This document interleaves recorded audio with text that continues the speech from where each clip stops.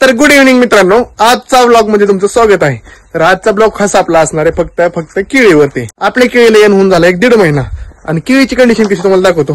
चला, कशी केळी बागात टॉप म्हणतात ना, ती ह्या विषय. आता ह्याच्या सगळ्या फण्या बिन्या सगळ्या काढून ओके झालं.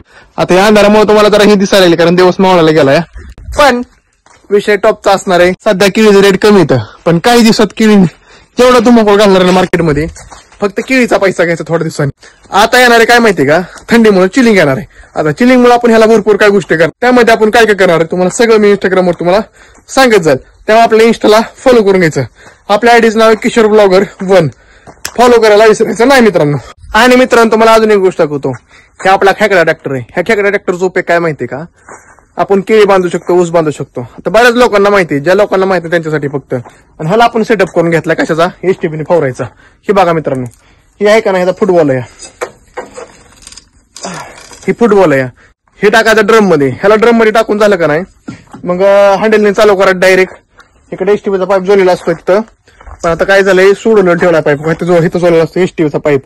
ते पाईप आहे का नाही सोडून ठेवलाय, कारण आता फवारायचं ना त्याच्यामुळे.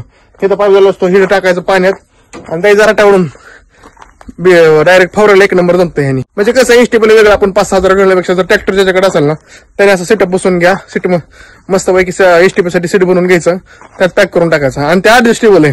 जेव्हा आपला ट्रॅक्टर चालवायचं ना, त्या टायमाला आपण ती काढून पण ठेवू शकतो. हे तर या औषधाची बाटली आहे बघा.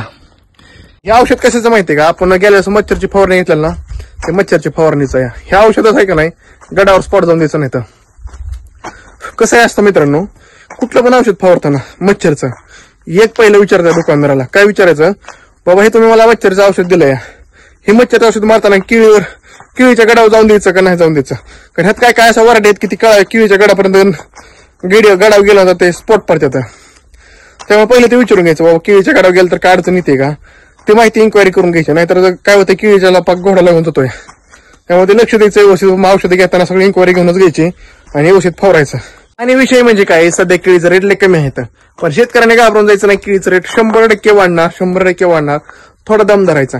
ज्याची केळी अशी कंडिशन मध्ये का नाही, त्यांनी काय करायचं माहितीये का, आतापासून आपल्या केळीची काळजी घ्यायला चालू करा. कारण थंडीमध्ये केळी येते चिलिंग. जर तुम्ही चिलिंगला नाही जपलं तर तुमच्या केळीला रेट भेटणार नाही. म्हणून असा माल आहे ना, जपायला चालू करा. मच्छर पासून जपायला चालू करा, चिलिंग पासून जपायला चालू करा. मालाला फक्त क्वालिटीला मित्रांनो 100% पैसा होणार. केळीचा लिहून घ्या आपल्याकडनं. माल टॉप ठेवायचा, बाकी काय सुद्धा नाही. पैसा होणार, नक्की होणार मित्रांनो. तुम्ही घ्यायचंच नाही. आज आपल्या केळीचे रेट पडलेत ना, असा मला असला ना 100% सगळं वसूल करणार ती.